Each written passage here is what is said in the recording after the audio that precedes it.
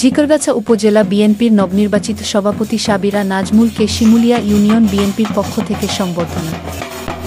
আজ 16 নভেম্বর রোজ শনিবার শিমুলিয়া ইউনিয়ন বিএনপির উদ্যোগে ঝিকরগাছা উপজেলা বিএনপির নবনির্বাচিত নেতৃবৃন্দকে সংবর্ধনা দেওয়া হয়। শিমুলিয়া ইউনিয়ন বিএনপির সভাপতি শাহজাহান আলীর সভাপতিত্বে প্রধান অতিথি হিসেবে উপস্থিত ছিলেন ঝিকরগাছা উপজেলা বিএনপির নবনির্বাচিত সভাপতি সাবিরা নাজমুল মুন্না।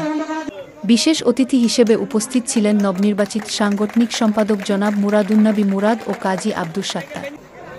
এছাড়াও উপস্থিত ছিলেন পৌর বিএনপির যুগ্ম আহ্বায়ক রুহুল আমিন সুজন, উপজেলা বিএনপির সদস্য ও সাবেক ছাত্রনেতা ইসমাইল হোসেন সোহাগ, শিমুলিয়া ইউনিয়ন বিএনপির সাধারণ সম্পাদক আশফাকুজ্জামান আশা, পৌর যুবদলের যুগ্ম আহ্বায়ক আমিনুর রহমান, আশিকুজ্জামান টিটো, পৌর ছাত্রদলের সাবেক সভাপতি শাহজাহান আলী, উপজেলা ছাত্রদলের যুগ্ম আহ্বায়ক মির্জা রায়হান কবির, উপজেলা ছাত্রদলের আহ্বায়ক কমিটির সদস্য আব্দুল্লাহ আল মামুন সহ ইউনিয়ন বিএনপির বিভিন্ন পর্যায়ের যুবদল, স্বেচ্ছাসেবক দল, ছাত্রদলের নেতৃবৃন্দ।